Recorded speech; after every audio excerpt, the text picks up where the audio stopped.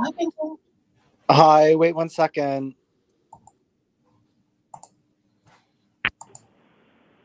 Hello? Hello. Hello? Yes, hello.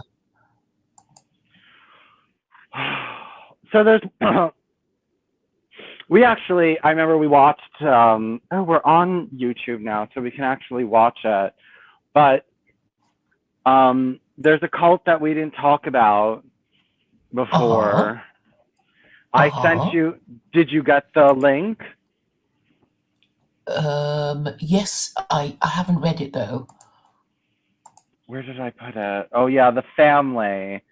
Started Mm-hmm. by Anne Hamilton Byrne. She had a really bad childhood, um, like really bad. But she grew up. She wanted to create perfect children, and she was like abusive to them and stuff like that. Um, she abused them in order to make them perfect children. Mm-hmm. She mixed Christianity and Hinduism and other Eastern and Western religions on the principle that spiritual truths are universal. She made them read Sri Chinmoy, Meher Baba, and Rajneesh. Um, What's that? I'm lost already. those were her. Those were rabbis. Not rabbis, gurus. She was making them listen to. Mm-hmm. Yeah, a mix between Christianity and Eastern mysticism. But she got away with it all because they didn't want to prosecute her because that would mean that they would have to put the children on trial and they didn't want to put them through that. So she got away with all this child abuse. Right. So what's her name again? Um, Anne Hamilton Byrne. Anne Hamilton Byrne, yes, Born Evelyn Grace Victoria Edwards, who died in 2019. yes. Oh, she Um, almost so, lived to 100. She almost lived to 100 years old. She lived to be 98. yeah. And the group taught a mixture of Western and Eastern religious doctrines, with Hamilton Byrne claiming to have been a reincarnation of Jesus. Yeah, Hmm. yeah. She was another one of these characters. The thing that was really big about her is that her fan base were very elitist people, like doctors and lawyers and stuff. She was, up there with people, and people would actually surrender their children to her for her to raise them. Crikey. Oh, she's quite attractive. Oh, she is. Let me see There's her. a Guardian article about her. Let's see, She's very attractive. Yeah, she started getting lots of plastic surgery after a while. Huh. Interesting. Yeah, she started getting plastic surgery, and then she started looking weird. But she's dead now. Yeah, I guess she died in 2019.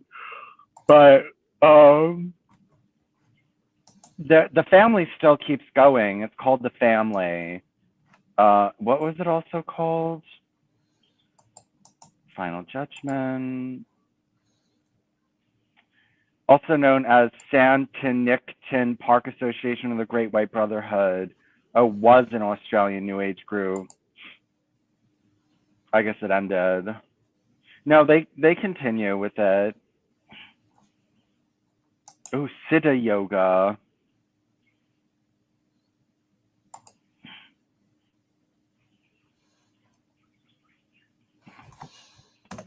Hmm. Okay. I mean, that's a very good picture of her. I mean, I think you know the one I mean. I'm going to make it the thumbnail. Um, because it's change thumbnail.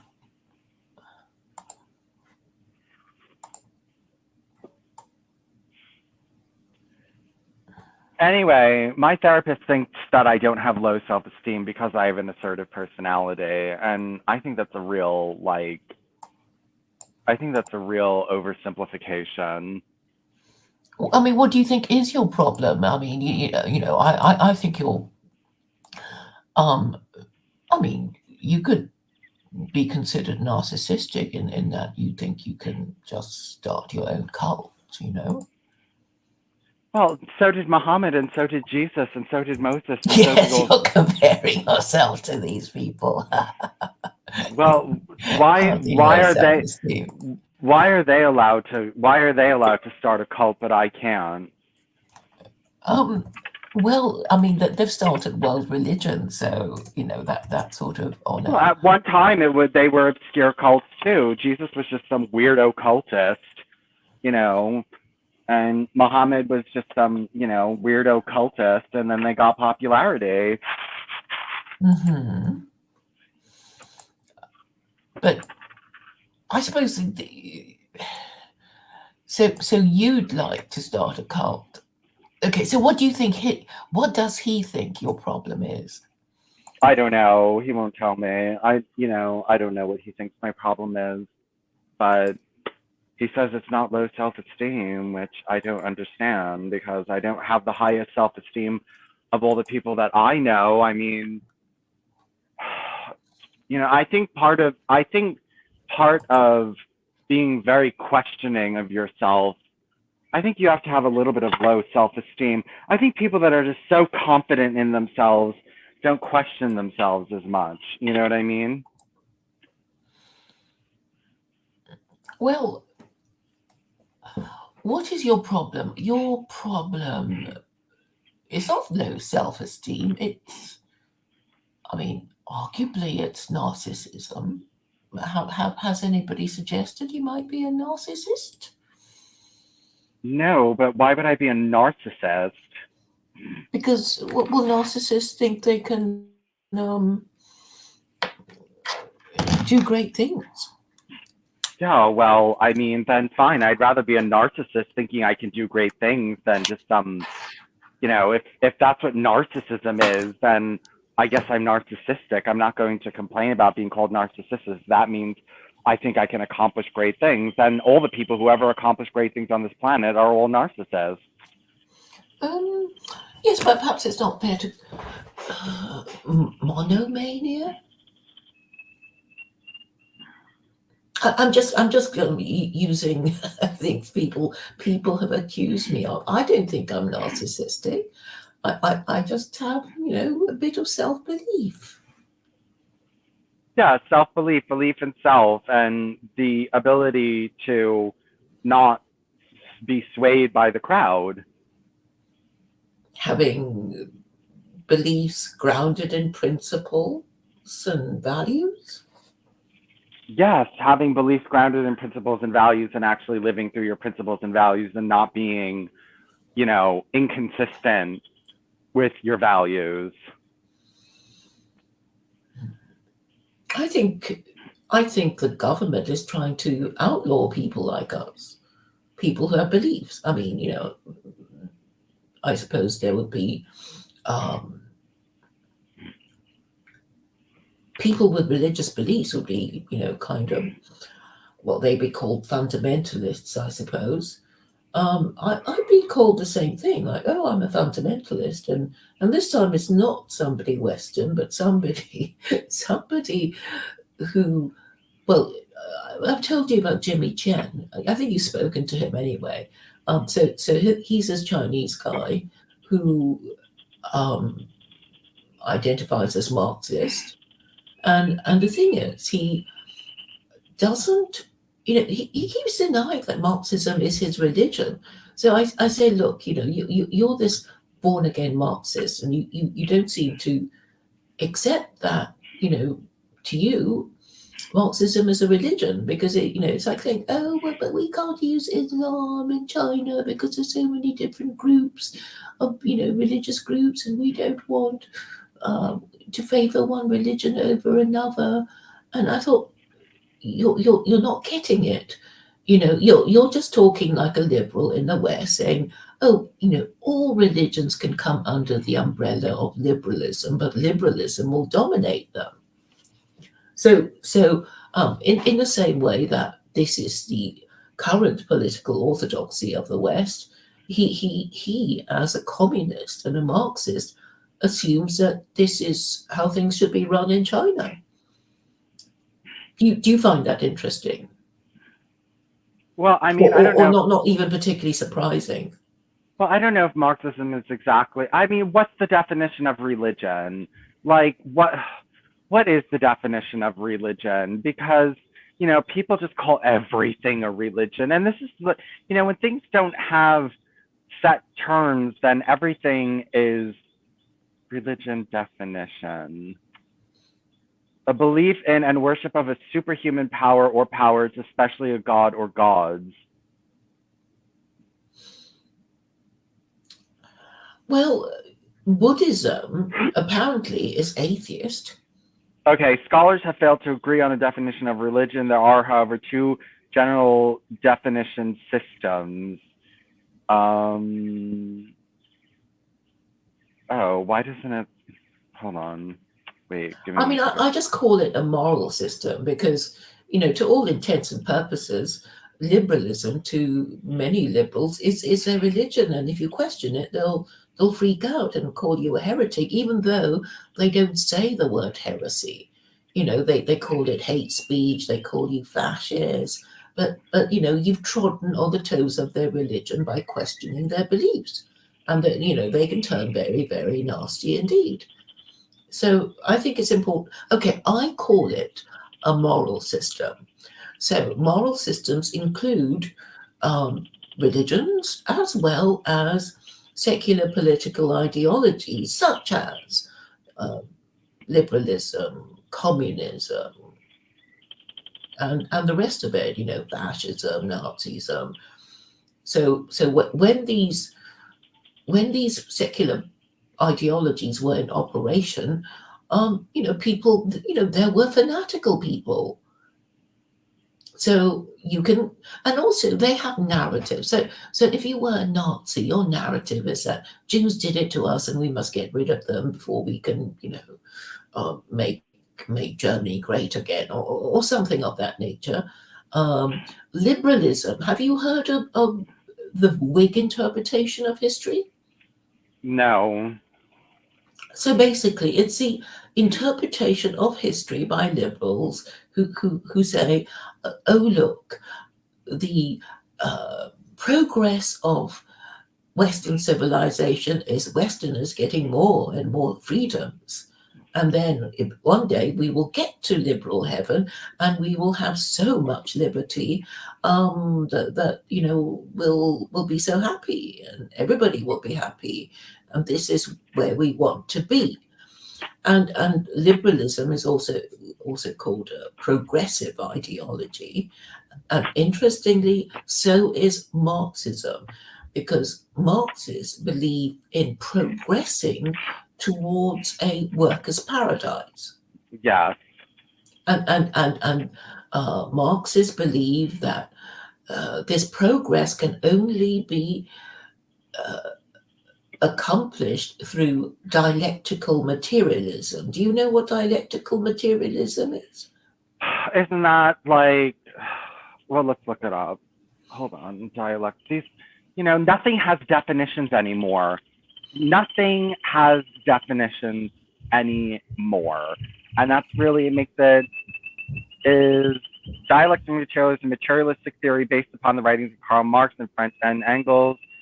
Blah blah blah. As material philosophy, Marx's dialectic emphasizes the importance of real-world conditions and the presence of functional contradictions within and among social relations, which derive from but are not limited to the contradiction that occur in social class, labor, economics, and socioeconomic interaction. So basically it's that the world naturally progresses towards communism due to a materialistic Yes. doctrine.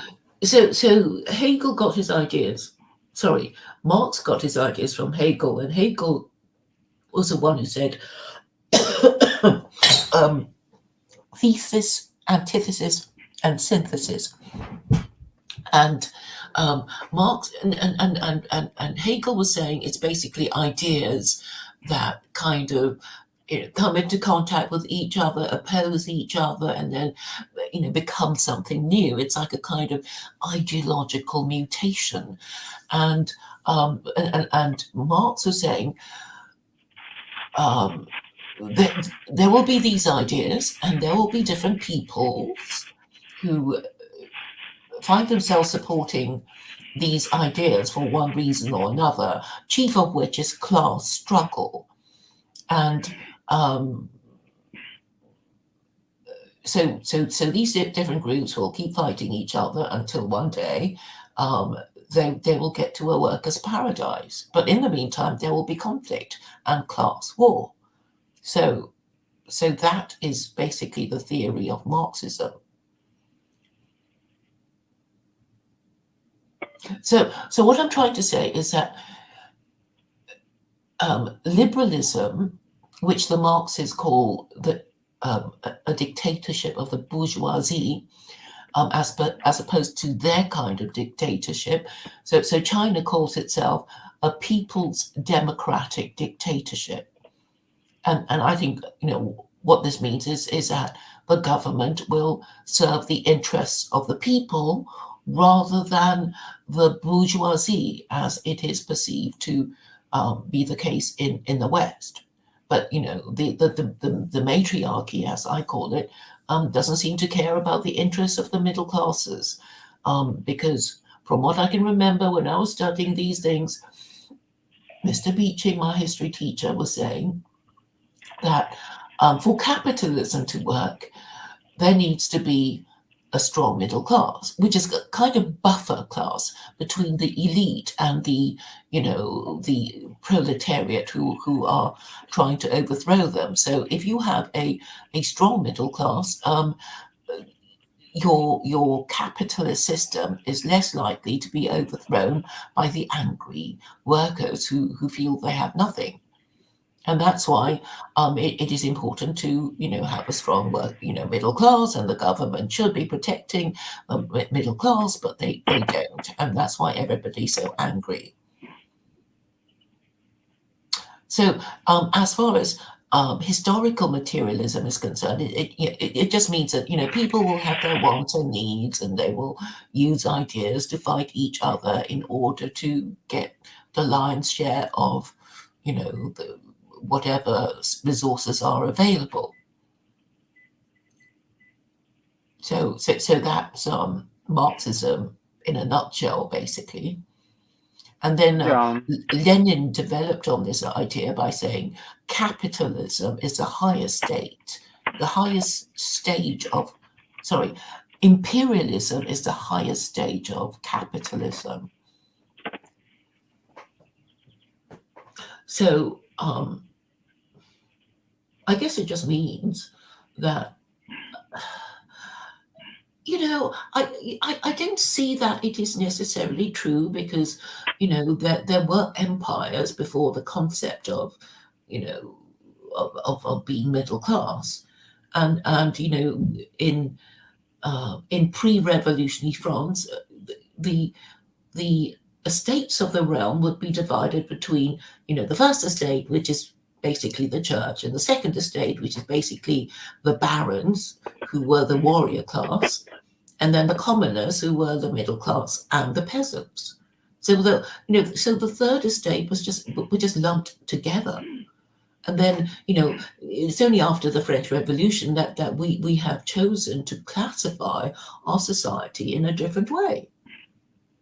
And I guess Marxists will say, oh, it's always going to be class struggle, between the workers and the people who seek to exploit them. And I would say it's a bad way to look at things, because, in a way, the poor and the rich are need each other, because there's no point having lots of money if you can't pay people to do the work that you don't want to do. So really, rich people need poor people, and poor people need rich people to give them jobs and pay them money to do the work that they're happy to do in order to earn a living.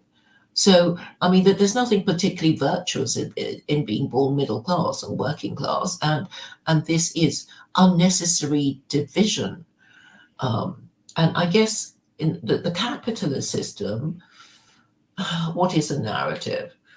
I mean, it doesn't have a particularly coherent narrative, and I'm saying liberalism basically has led to, you know, sexual liberation because, you know, I guess a lot of people, if you know, if they weren't thinking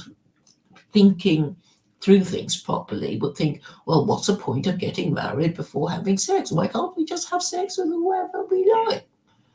And I guess this question is still being asked, and I'm saying, you know, obviously we shouldn't dismantle the institution of marriage because if we look at the animal kingdom, you know, they have very strict rules of who is allowed to, you know, reproduce and who isn't.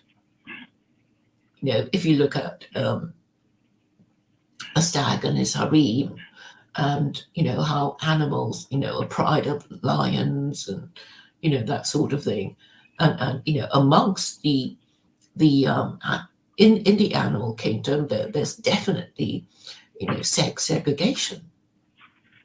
You know, to the extent that I don't know, you know, a leopard, a mother and her cubs would, um, well, basically, the mother would kick out the daughter. I think it's a daughter, or it would, yeah, it would kick out the offspring of um, kick out the adolescent cub when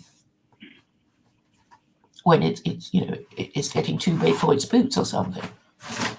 I don't quite know. Okay, so with a pride of lions, you know, once the male cub becomes, you know, becomes adult, it can't just sort of live amongst that pride of lion, you know, in the pride anymore. It has to go and seek its fortune and Yeah. find, you know, no, basically it has to go and fight another lion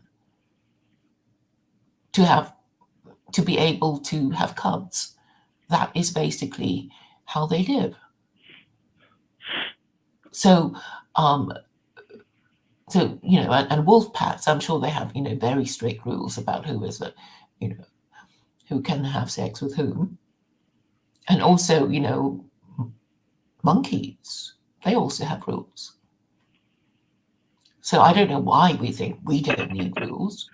And you know, obviously, over the centuries, you know, wise people have thought, well, the only way to bring up children is to have two adults who are, you know, biologically invested in them, because you know it's always difficult if the child belongs to only one of them, because the other one to whom it doesn't belong biologically will just not care for it as much as Well, that's as why his I'm saying that, biological parent. you know, we might have to change our DNA. Like I said, I have, you know, so I don't have any zebra finches left, but I had zebra finches and I have society finches. And zebra finches pair off and they get territorial and they take care of their own young and they don't want other babies inside their nest and stuff like that. And then the society finches just don't care. They'll raise any baby. They'll just raise any baby they can find. They love raising babies. You know what I mean? And so I think that there's some people who are naturally more like that anyway, are more empathic and more open to everyone. And, you know, when I was reading that book, The Pink Swastika, it did strike me as true. I mean, these were heterosexuals who hate homosexuals that were making these comments. And they said that, you know, straight men care more about their wife, their family, their house, their car. And they said gay men are a little bit more like society, everybody, the big picture, causes, ideologies, you know, are more kind of like big in the big community, the bigger picture. And if you look, homosexuals were always used as priests and teachers and, you know, social services, you know, the the nice gay guy that, you know, is doing whatever for the community as long as he's not having sex. Like, I was so disgusted in that book. She's like, oh, well, when homosexuals forego having sex, they become like great servants to us. And she didn't say servants, but I mean, she might as well have. You know, she said, oh, they do such great service for the community and they act as our children's teachers and things like that. And I'm like, what the fuck are you talking about? Which, I mean, but it's kind of true that, you know, gay men have always been the nice priest, the nice social worker. You know, everyone makes fun of, like, you know, that's why the word gay is used to describe gay people, because they're happy, because, you know, they're happy-go-lucky and not cynical and, you know, stupid, nice, overly nice, stupid, pushover, you know, feminine, that type of thing. And, you know, people have always noticed this about gay people, that we're easy to pick on and, you know, we're sensitive. You know, I think effeminate homosexuals are more sensitive. You know what I mean? I think that, you know, and that's part of the problem, in that they get beat up so much, even though they're more sensitive. But they say that more sensitive children get beat up anyway. Like, they say actually the more emotional intelligence you have, the more people attack you. Well, the thing is, you just have to be different and people will mock you, you know, be fat, or if you're studious and everybody is, you know, stupid and bad, poor students. You just have to stand out in some way, and it would depend on, you know, what is normal for the others. Yeah, well, So but, you know, people don't, you know, but then what's happened is that there's enough different, weird, unusual people that they unite together and you know, they fight the common enemy, and then everyone's like, oh, why is this happening? Why is society getting turned upside down? Because there are enough people. There's enough weird people, and then what happens? All the weird people, all the blacks and all the Hispanics and all the gays and all the women and everyone who feels as though they've gotten a short end of the stick all unite together. And then, you know, everyone gets mad. Well, maybe you shouldn't have caused them problems in the first place. Maybe, and, you know, I think sensitive people tend maybe to be smart. I think they tend maybe to be, you know, the thing is that all these minorities have gotten a hold because they have certain abilities that straight white men just don't have. Like, I don't know, maybe being more patient, not getting aggressive, not being threatening. yeah, but it, you know, at the end of the day, it's a question of who needs to look after things, and I guess it, you know, it would have to be straight married fathers. You have to privilege them, or nobody will want to breed. Nobody will want to take a wife. Well, if you, Everybody will want it. yes, So, but if so they, you know, it's for the defense of your country that you have to make these, you know, practical decisions. yes, but You they can't say treat people, everybody's equal, because then, you know, if somebody's doing the harder job, will say, well, if everybody's going to equal, I'm not going to do this and be rewarded equally. I should be rewarded more. And if you won't reward me more, I won't do it anymore. So yeah, that, you know, well, that's something considered to consider. yes, but if they mistreat people, they're going to rebel against them.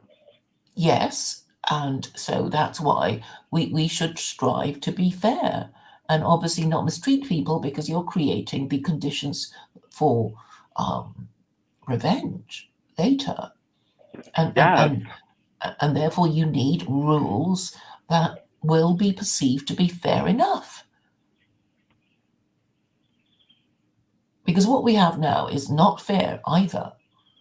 And we know that the matriarchy is getting more and more neurotic, because it sort of knows that people are not happy with it, and it can't make you know, decide how to go about it. So on the one hand, it's just saying, no, no, no, don't tell me anything. I'm going to censor everything as microaggressions if they even try to complain. And then, so they haven't made up their mind. But anyway, that, this is a problem. So if you have neurotic women in charge of your country who are, well, neurotic and corrupt and side with men who don't care about maintaining minimum standards of sexual morality, then obviously your society is going to go down.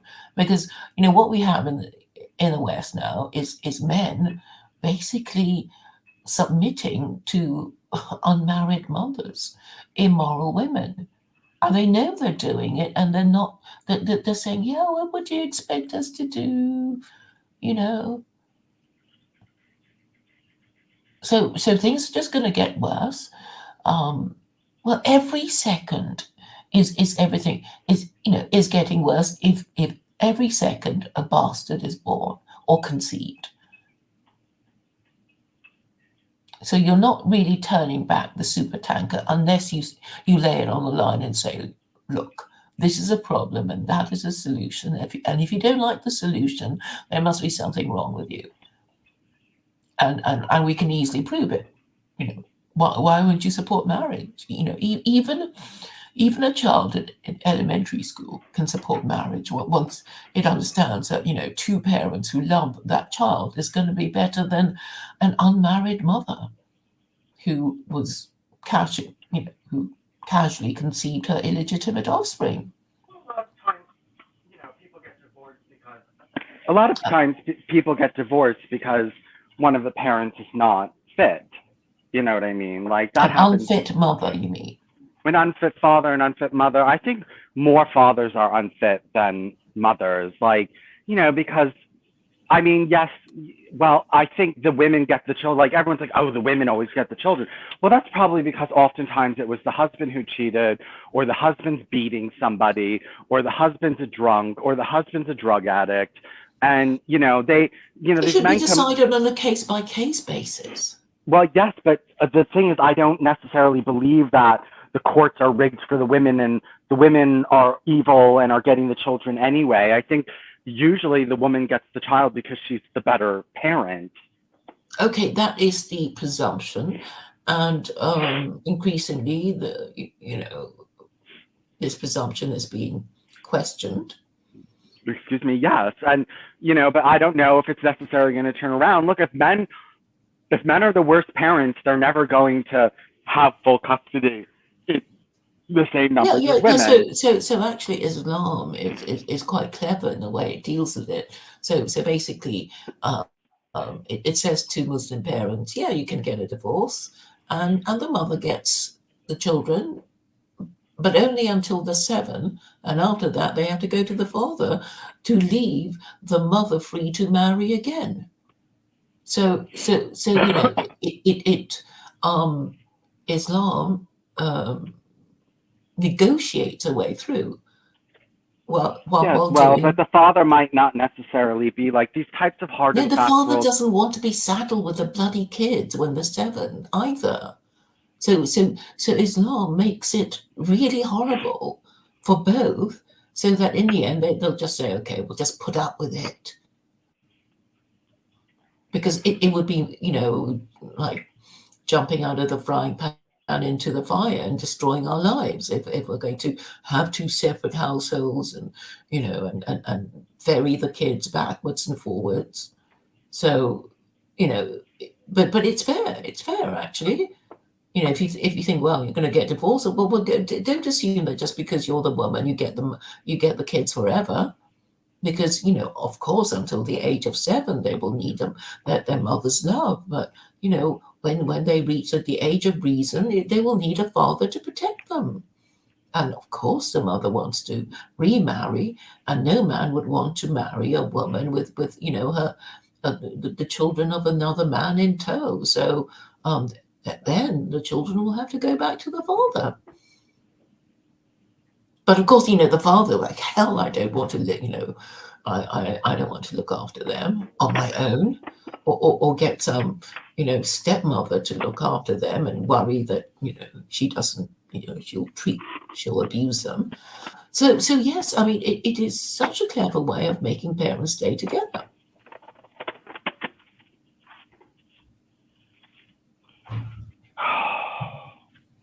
This is why, I mean, the artificial wombs are so important, because we just need to find a way to break the cycle. Because, I mean, the thing is that, it's so unpleasant, even for heterosexuals. It's so unpleasant. Like, look, yes, my own parents are an example to me, because I know it was unpleasant for them. And, like, why would I want to repeat that whole problem? Why would I sit there and be like, I made my parents so unhappy and I ruined their life and all this other kind of stuff. Let me just go and repeat this whole process. I don't want to remember that. Like, I don't want to be sitting there and, like, remembering my childhood while I'm taking care of my child.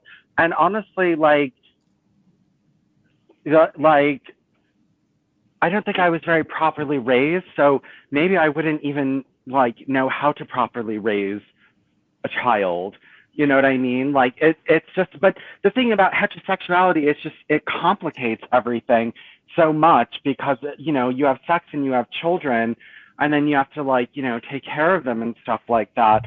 Whereas, if we had these artificial wombs, it would just be kind of like this, pre-planning. Okay, let's get everything in order before we bring a child into this earth. And let's not base it on emotion. Let's not base it on, my father hooked me up with this woman that I don't really like. And, like, it happens in Muslim cultures. And I don't really like her. I don't really love her. And I never loved her. And, but there's societal expectations on me to have children. And then I had children, and then I can't fucking take it because she's such a bitch. And then I'm divorced with 2 children. Whereas if you just said, okay, look, I'm not bringing anyone else into this, and I'm going to produce a child when I have enough money and I'm stable and I have everything I need. And, yes, the child care would have to be done. We would have to kind of have some kind of pseudo communal living where, you buy an apartment block and, it's so that people can watch over each other's children. And, if you're making a purposeful community like that, it's not like, you're dumping them off at some, look, I mean, you always talk about child rape. I don't think there was mass child rapes on the kibbutzes in Israel. I just don't think there was. I mean, I think they lived communally and raised their children communally, and I just don't believe that all those children were raped. Okay, so but they're no longer doing this kibbutz. Well, they were heterosexuals, and they were different. I'm Well, I saying mean, that was so, against the Holocaust. And obviously this was an innovation and going against religious principles of sex segregation, because really it is about group dynamics. Because if when, okay, why is there one rooster? Why is there only one rooster? Because, if you have more than one rooster, they're just going to fight each other. Why do we have cockfighting? Because the cocks will fight each other. Yeah, these are heterosexual. If they more or less just, come into contact. These are with each other. These are heterosexual problems. If you put a bunch of gay men in a room, they're not fighting with each other. They're not going to start attacking each other for territory and, women and things like that. And it's not that desperate. We can't get each other pregnant. It's not like, oh, I need my woman to be under me because I'd want to know who the father is. We don't have these types of problems, and we don't have the war of the sexes. And the war of the sexes is absolutely horrible. I cannot watch it. I cannot watch the interactions between men and women. It makes me very upset. It's very unhappy, and it's very problematic. And the women aren't happy, and the men aren't happy. And I just want to replace the whole system. Well, you'll have to find volunteers, and you haven't found anyone, because I got them. It's too experimental.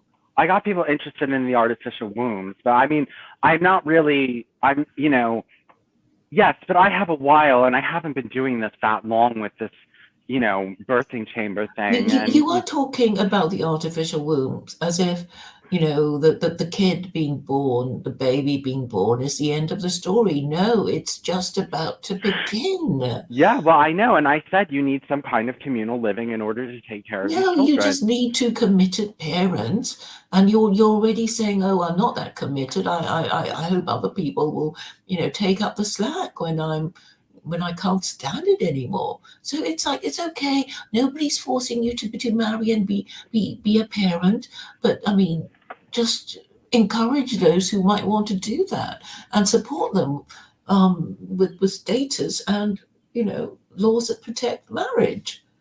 Because what you're doing is saying, oh, okay, we're going to make it even more of a free for all, and then you're going to have a situation where the men will be living together, and there will be fighting and violence and trauma.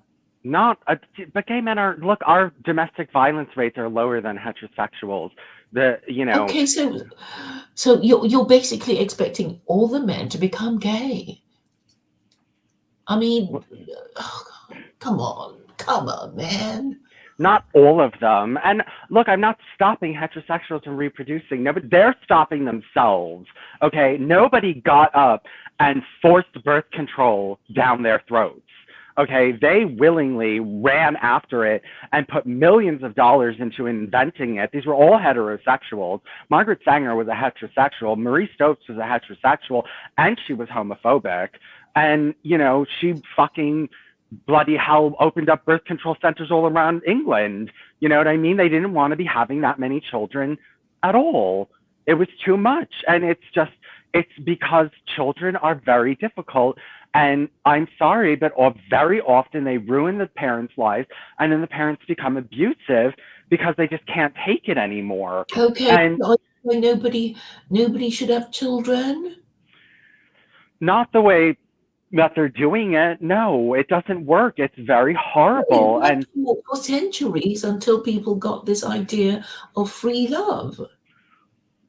yes, but that was very much enforced, and people Of weren't course, it necessarily. has to be enforced. That doesn't mean that people like it. That doesn't mean It people doesn't like matter it. if they don't like it, The as long as point, they do it. well, you cannot keep a system like that will not last forever if everyone's No, it unhappy. only didn't long. It only broke down because of feminism. When Yeah, the but that was a scientists reaction. That was a reaction. If you get rid of feminism now and send all the women back into the houses, it'll pop up again in another century. oh yeah, but that's only because people said, oh, let's do this free love thing again. Yeah, well, it's just an Well, unstable we'll system. just write it into history and explain why it must never be allowed to happen again, or the horrible lesson will have to be learnt again. This just sounds like a circular, like a No, cycle. look, you're saying that the patriarchy keeps breaking down, and I'm agreeing with you because people think, well, we can't see the point of getting married before having children. We can't see the point of not having sex with another consenting adult who isn't our spouse, and so this time we'll I don't know, write a book about why it mustn't be allowed to happen again or else. Yeah, well, books don't necessarily prevent people from doing what they want to do. No, the laws do. A law stops people Well, from laws doing can what be they want to changed. do. Laws can be changed. They've been changed in America. They can change all the time. Anyone can change a law. Yeah, apart from the eternal and universal laws of God.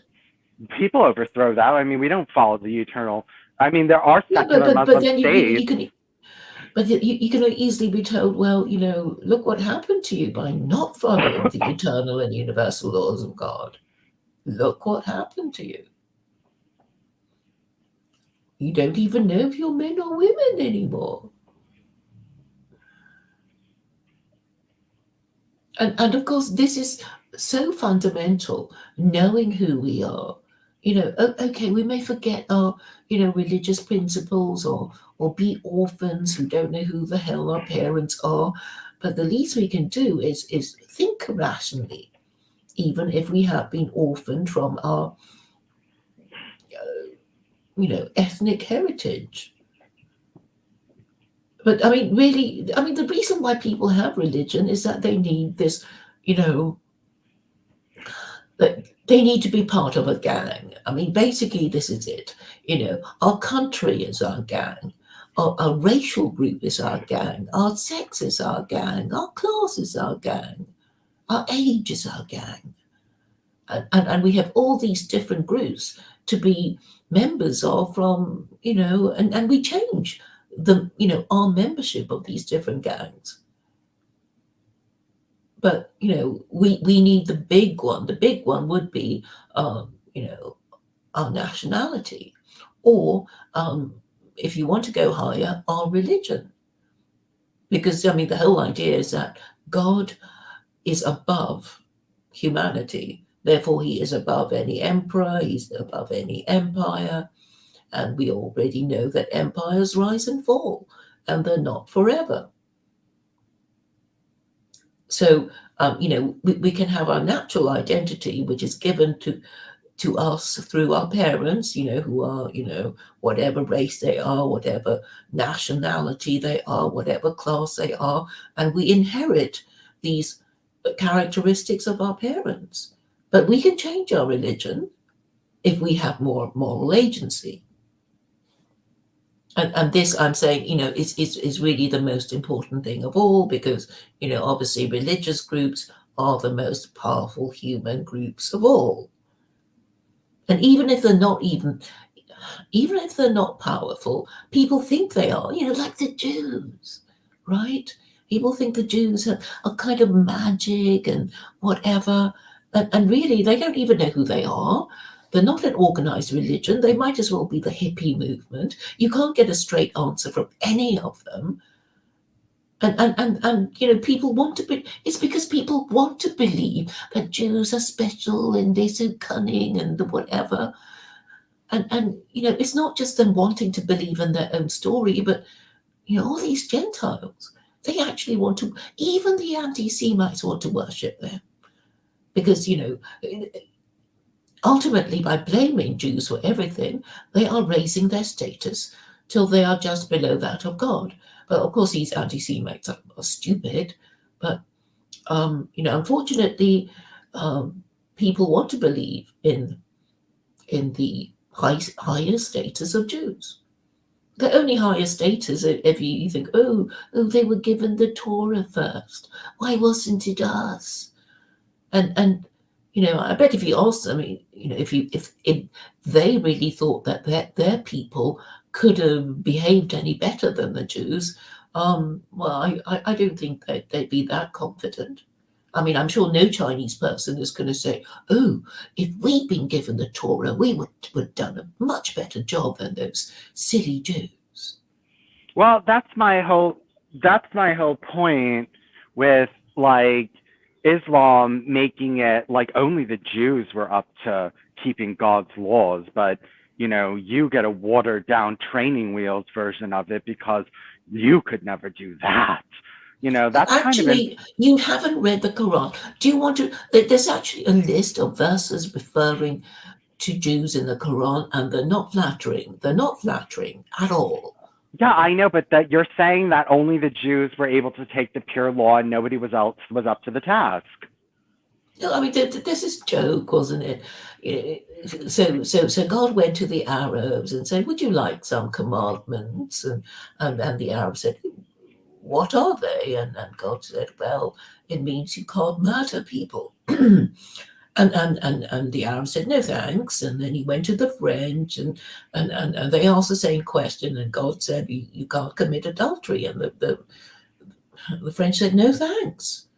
And then he went to the Jews, and the Jews said, "How much are they?" And God said, "They're free." And then they said, "We'll have 2 tablets of them, please."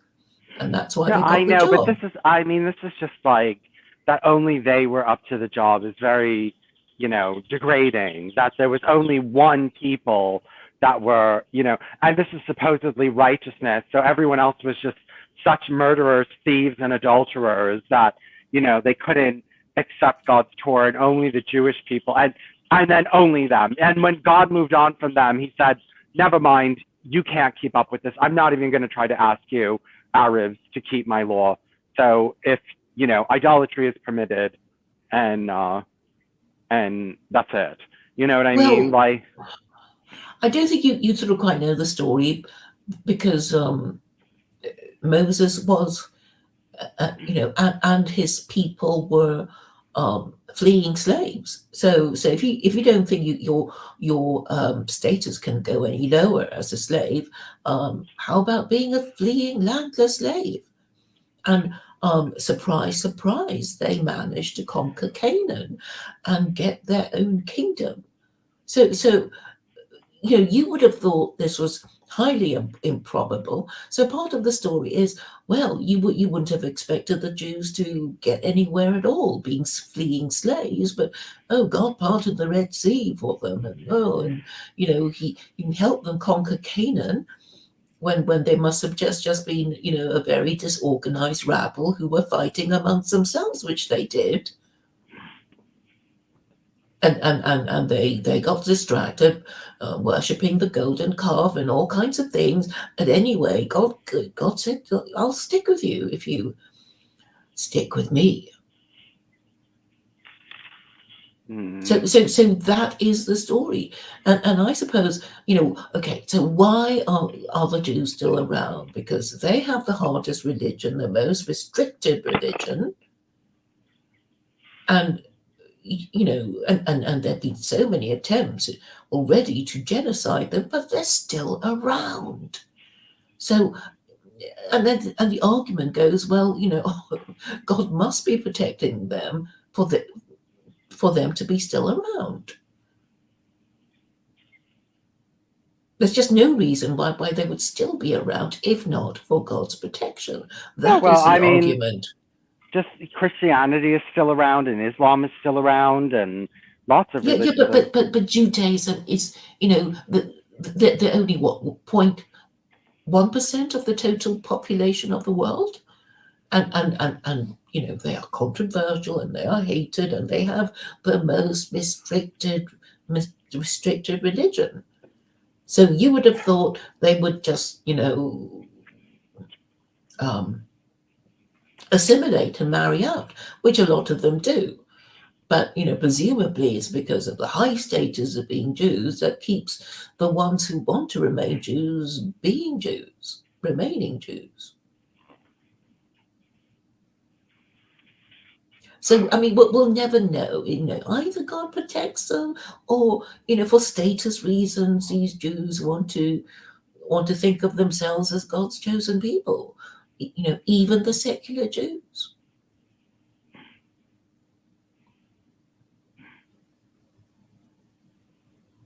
So this is the continuing story of Jews that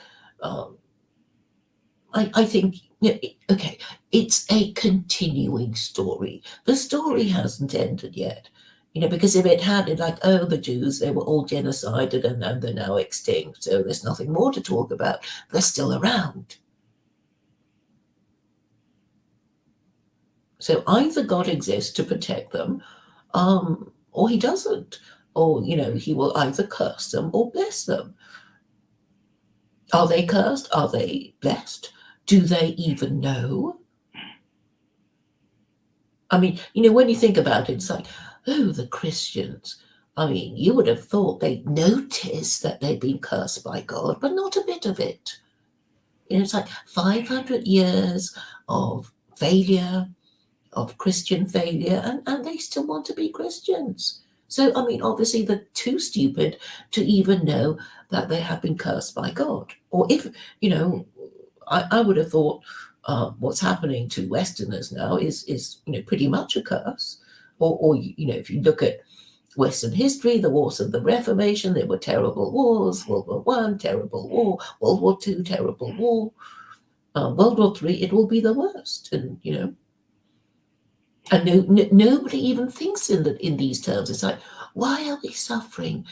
Did we do something wrong? Is God punishing us? They don't even think like that. They don't even ask questions in these terms. which suggests that they're all atheists and hypocrites, for which they will also be punished. Yeah. Yeah. Too bad. Yeah. Um well, they are the most, I mean, they've had, like you said, three global empires, and why would God bless them if they were so off? Why would he give them all this power and everything if they were so off? You know what I mean? Like, and then what were people supposed to do in between Judaism and Islam? Were they supposed to be Christians and then convert over, or were they supposed to Yes, remain? yes, because obviously, the Christians would say, "Oh, we can't be, horrible about Mary and her, not really having God's, son and and it's like the Quran says um, Islam acknowledges the prophethood of Jesus and even the virgin birth. So Christians would actually have no, complaints against Islam because the Quran is then saying, oh, Jesus was a blasphemer, and Mary was a fornicator, and her and Jesus's father was some Roman soldier who raped Mary. This is what the Jews say in their Talmud. So Why would really, if God? Why would God wait? Why would God give humanity 600 years without a revelation and just kind of leave them in the mire like that for 600 years? um, to make them really want their own revelation. They must have thought, well, how come you Jews have the revelation and not us? And I think, yeah, it created a desire, and that desire was satisfied. But well, it was, and of course, I guess the Christians would say, well, we're not going to admit that we were sold snake oil by the Roman Catholic Church, so we're going to stick with our religion.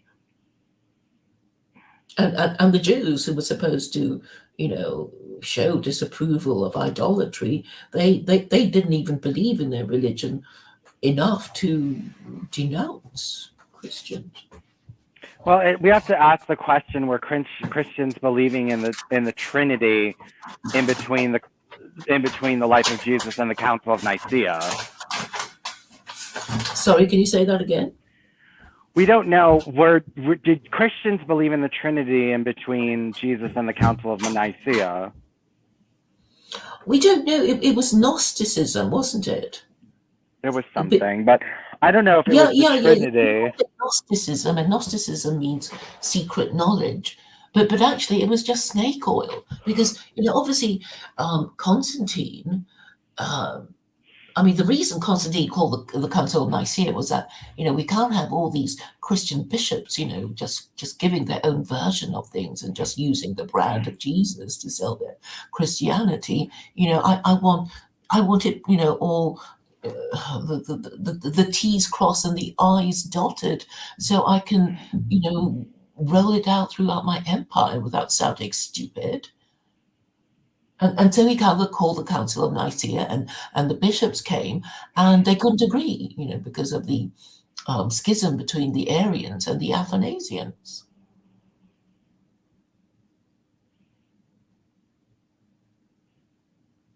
So basically, the Arians were kind of like, oh, well, we're going to kind of go with the story of Zeus, who was who was believed to have come down from Mount Olympus and mated or raped mortal women and sired semi-divine offspring. I mean, there's a whole list of the, semi-divine offspring, demigods that with names, etc., on Wikipedia if you want to go for it.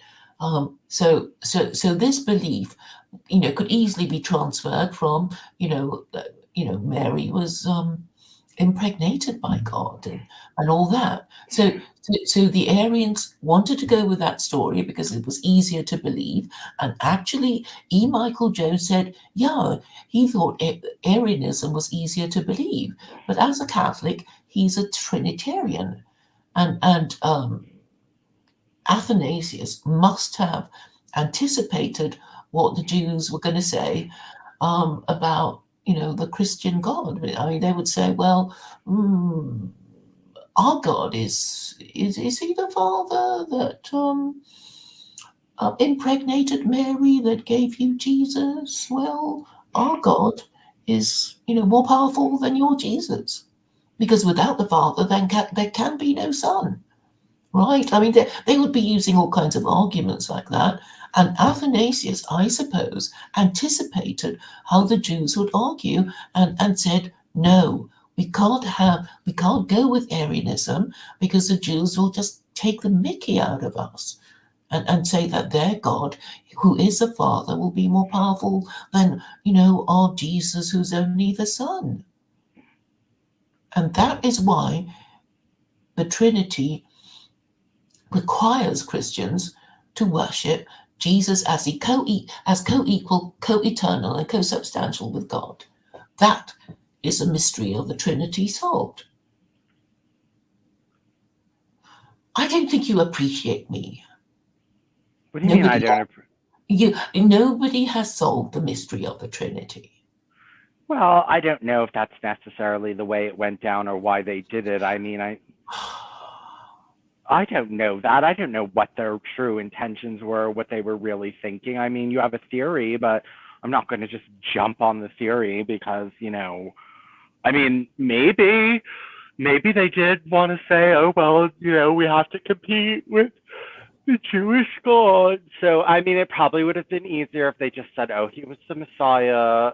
The Messiah in Judaism doesn't need to be God, it can be a man. But, they had to find, the thing is that the Messiah is supposed to come and restore the temple and restore sacrifice and put the 613 laws into effect. And, they just came in and changed the whole story, and that was that. And then I guess, they had to get even more foolish and say that Jesus is God. And,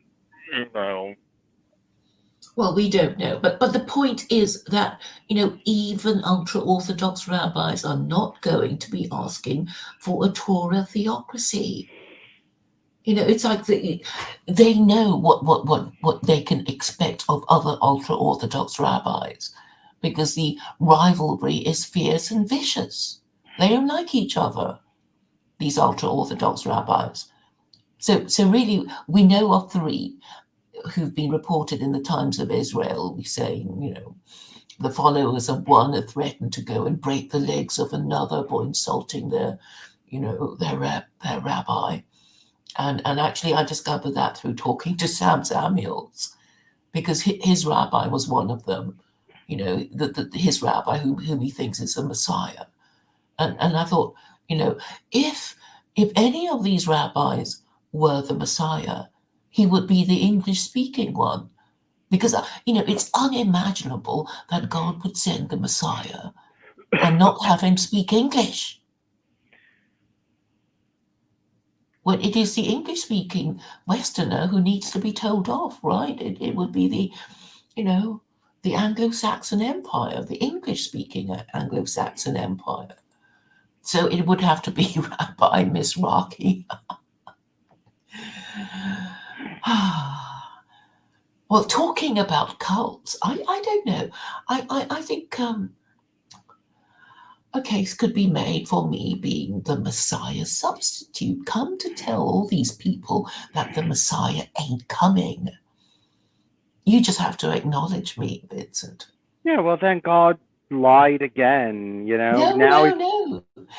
He sent me to tell everyone that the Messiah ain't coming. I And know, but he you said can, he would come, and now he's saying it's not he coming. ain't coming yet because there's no need for him to come. Well, this God changes his mind a lot, and I don't really like it. It's like the Messiah is not the maid of all work. You can't. He's not gonna be summoned like a maid to clear up the mess that he made on the carpet. He'll come in his own good time, and it ain't now. So, if you can confirm that I am the Messiah substitute, we can start motoring. Are you ready to declare me the Messiah substitute since you're so into cults? I'm coming your way. I'm starting a cult of my own. Well, I think you should say that you're the Messiah substitute. Maybe it'll give you some kind of legitimacy, and to say Yes, that, and you have to agree with me, or I won't get the legitimacy I want. So, how about it? well, well, since God changes his mind all the time, I can't see why he wouldn't just give up on the Messiah and send Claire Call. I mean, it's just as plausible as any. It's as plausible as Islam is. I didn't see why it's any less plausible than Islam. Yeah, well, I mean, if you have faith in me, Vincent, and if you declare me to be the Messiah substitute on this stream, on this video, we can, start. What's a word? Making tracks, motoring, making waves. Well, why don't you just have you written a blog post declaring yourself the Messiah substitute? I only just okay. I've been thinking about it, but now it's the first time I. No, actually, I have been talking about it on and Yeah, off. you have been talking about it. I've heard it. The Messiah substitute. We've talked about Yeah. this So before. yeah. So if you confirm if you're going to support me as the Messiah substitute, then well, you'll become the Lord Protector of gay rights, and nobody will be able to take that away from you, and you will triumph over the heterosexual men who mocked you. You will.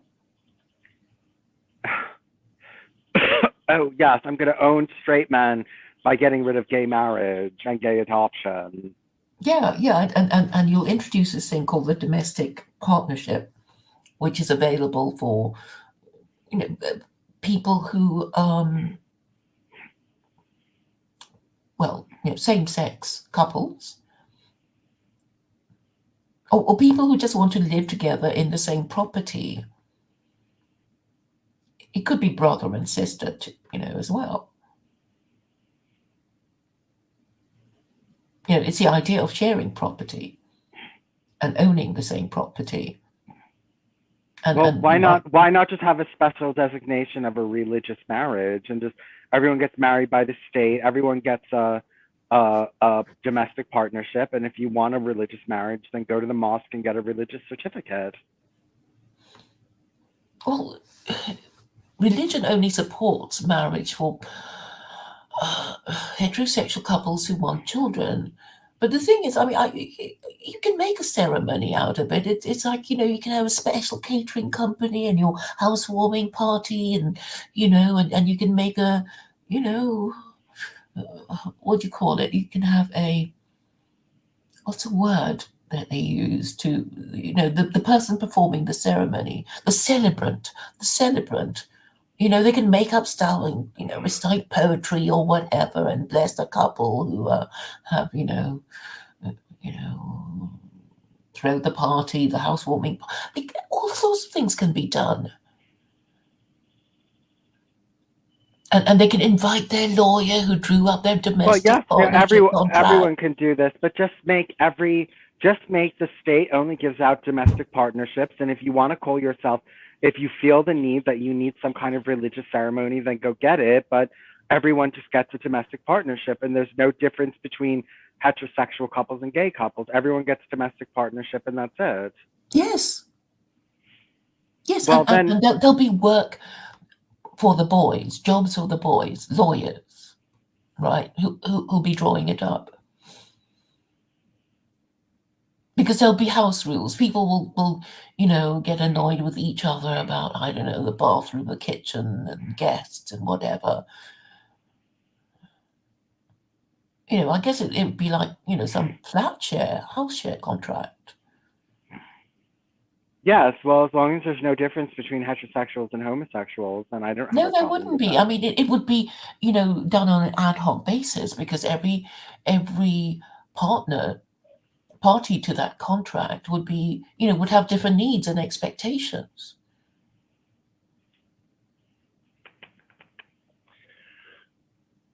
So, I mean, there will be work for lawyers.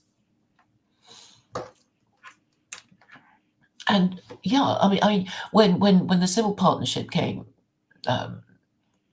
into being in the UK, there were, you know, people who said, well, I don't see why we can't have it. Well, it shouldn't just be confined to gay people, because my brother and I want to share a home, and we want to avoid inheritance tax, and that is basically the main perk of having gay marriage, because the couple would inherit free of inheritance tax, which starts at 40%.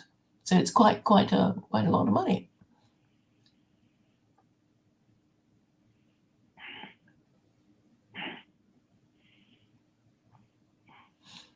So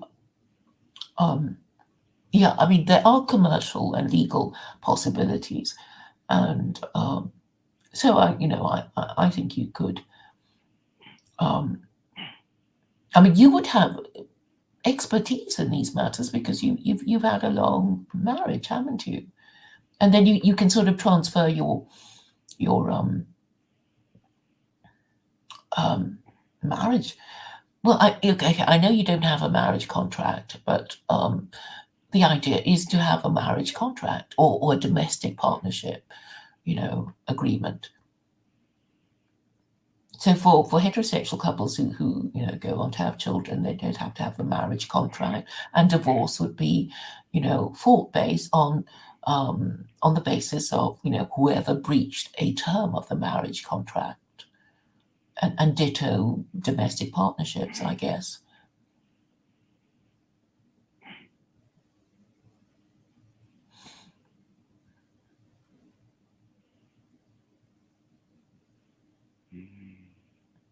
Have you fallen asleep? No, I haven't fallen asleep, but I mean, it's just unfortunately like, the way of the world, and the thing is to change the way of the world, and if that means changing the species, then do it. Um, and that's, to transcend all this and to escape all this, because obviously liberalism came into existence because people didn't like the way they were living. Yes. So Marx or Hegel were right in that human history has been a series of conflicts between different groups with different ideas of justice. Because obviously, the proletariat will think, well, we do all the work, we should have more, enjoy more of the whatever, a bigger slice of the pie kind of thing. And I guess, the rich and clever people would say, well, you're all stupid. If it weren't for us, you just, be living in caves or something. So what is required for any society to work properly is to have rules that are fair enough, and provide for a certain amount of social mobility. People can go up and people can go down. You don't want an ossified society like the Hindu caste system, because then you're basically saying, if you're one of the caste, you will have your own peculiar gene pool, because you're not supposed to mate with anyone above outside your caste. And that, I think, is more oppressive than anything else. So basically, the Quran has rules to regulate international relations, gender relations, labor relations, and consumer relations. So 4 things that I can think of off the top of my head. I mean, I can't think of anything with that level of detail and sophistication.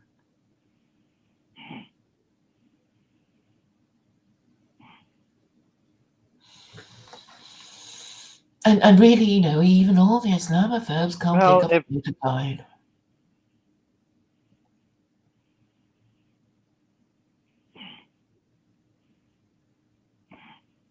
um well, I have a solution, even though it's you like you said, it's experimental, but I don't mind if it's experimental. Like that's not I don't You're just and not in a also it's not hurry. like going to You're not in a hurry, even as you see terrible things on the TV and terrible stories being reported and you don't care. Okay, well, I'm not prepared to whip unmarried parents. I'm just not prepared to do Well, you that don't have to because do it yourself. It's not going to happen overnight. okay, but I'm just not prepared to advocate for that. Well, I don't know why that you do know that there will be a period of grace of 1 year, don't you? Yes, but I wouldn't want that done to me. So, Well, you do forget you think if you were heterosexual, you might manage to use a condom without splitting it and knocking your female sex partner up? Do you think is that so hard to do that you won't be able to do it and you'll be knocking up women left, right, and center? I mean, do you really think that you might be so incompetent?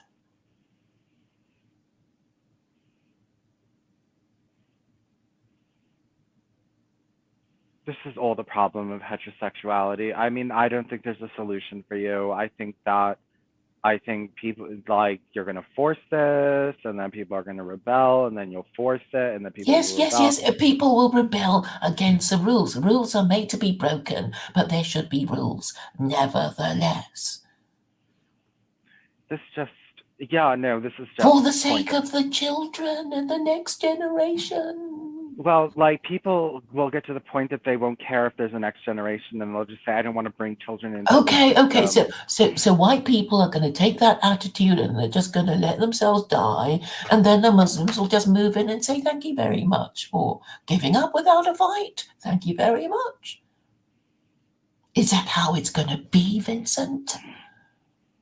Well, I can't force people to breed if they don't want children. Oh, you don't have to. It's just an incentive scheme.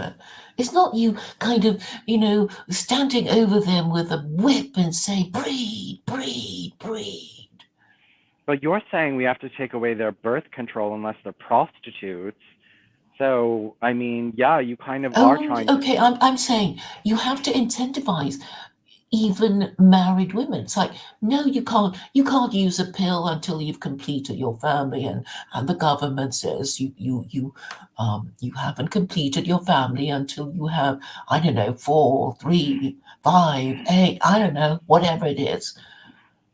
And when you complete, yes, you can have the pill. Then we'll be happy and we'll give you an award.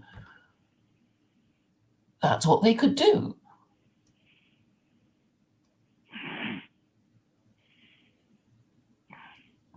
I don't know though that there was some kind of award that How are you Nazis going would. to? Who's going to force this on people? Like, who the fuck is going to force this? The rules will be clear. It's like, if the rules say this, like, you only get the pill if you complete your family of X number of children, then people will know. It's like, well, oh, so the government, and oh, and we get an award. We get a star, a pat on the head, a tax rebate, or whatever it is. I haven't thought it through yet, but we will get status above the people who haven't done it yet. People kill for status. They kill for status. Even dogs kill for status. So that's incentive enough. Yes, it will work. It will work. Well, as long as they don't get in the way of the artificial wombs and gay men breeding, if they, I can't, you know, uh, if this is the only way heterosexuals can live, then I mean, then they're just demonic. Like this, if the only way to get around this is whipping everyone and forcing people to get married if they want to have children, or if they want to get birth control, they have to have 4 children, and this all just is like horrible. I'm sure at some level you're aware that your ancestors had to follow some rules. Yeah, and they weren't very happy with it. Yeah, but then who cares about them being happy? You're around to talk about them.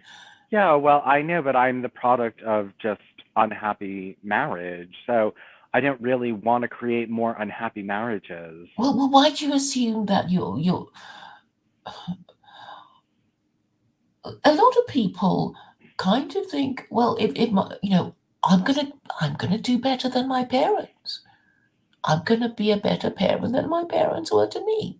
Yeah, but I know the whole system is designed to make people unhappy. And it's just, I mean, yeah, some people don't care about people's happiness and they said we should just live in misery forever. And that just sounds, I think people would just stop breeding. I think people would just give up and, be like, what's the point? And, maybe all the women would just become prostitutes so they could get birth control and, Well, you wouldn't know, it be interesting to see what they will end up doing? I think it's a very interesting social experiment of trying to flick the switch from matriarchy to patriarchy. I'm saying it can be done easily, and it just takes you to agree that I'm the Messiah substitute. I mean, the thing is, you can easily win all the arguments because it's sort of like, well, you're not exactly calling me the Messiah, and it doesn't look like the Messiah is coming. And even the Jews, it's like they can only think of okay, this rabbi, what's his name, Mir bin Otzi or something. That's Sam's, non-English speaking rabbi. It's sort of like we know these people, right? We know Sam, we know how he is, we know how he goes on about his rabbi, and well, I know a lot. I know these rabbis, and they've sort of heard of me, and they complain about me, and they have no arguments to no counter arguments to my arguments. They sort of know they done wrong.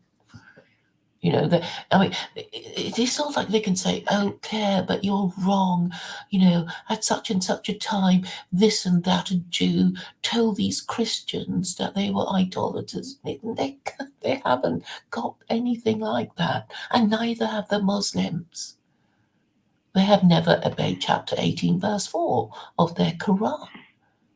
And that's why they are the eternal victims of Western imperialism, because they didn't care enough about Europeans to extend their invitation to Islam in the Middle Ages. And the consequence was that these Christian crusaders came over to the Levant and slaughtered them. And then later,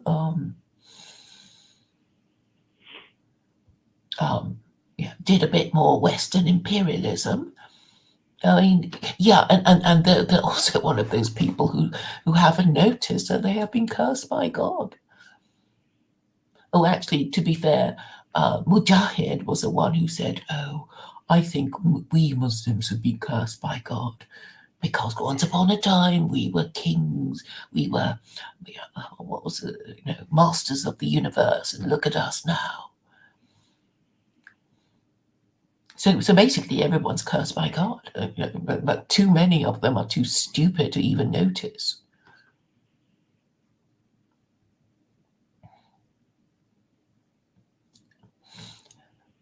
And because of your long association with me and hearing me go on about my things, I think you already know. You already know what the arguments are.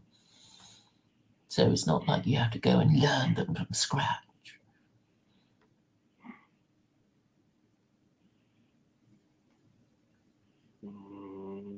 Yes, and you're going to do it, and people are going to ask you questions, and you'll be able to answer them because you already know the whole shtick of secular Quranism. And you will be Lord Protector of gay rights in America, and you'll be the first named male American secular Quranist. And nobody will take that away from you.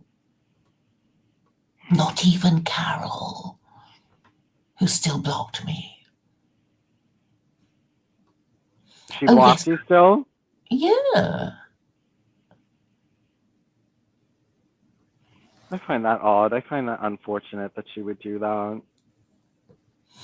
Well, I suppose she just knows that I'll just go on licensed brothels and red light districts and, the reintroduction of slavery. And I don't think she can bear that. Oh, yes, and one party theocracy and George Washington for, warning Americans against political parties. I guess she doesn't want to hear it again.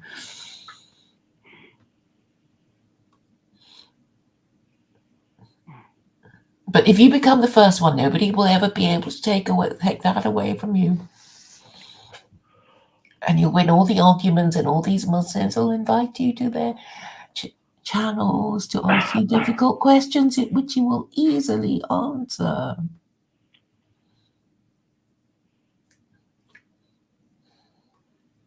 And you'll shame all these heterosexual white nationalists.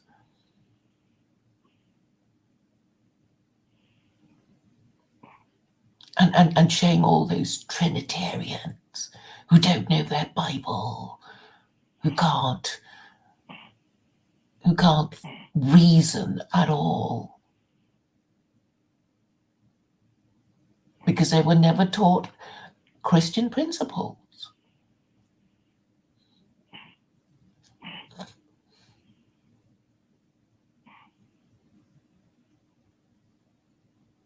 Anyway, I think you're in an ideal position to benefit,